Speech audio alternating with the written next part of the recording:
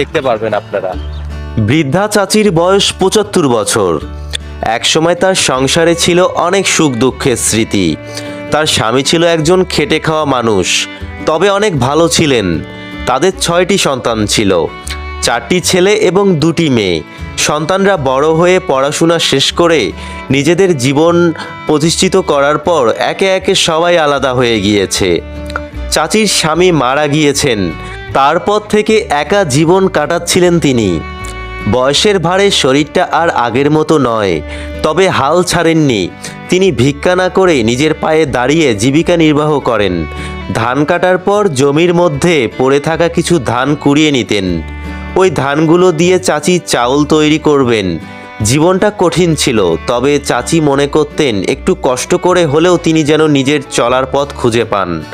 মাঝে মাঝে নিজেকে একা বোধ করতেন, কিন্তু মানুষের টুকটাক সাহায্য পেলে কিছুটা সান্ত্বনা পেতেন।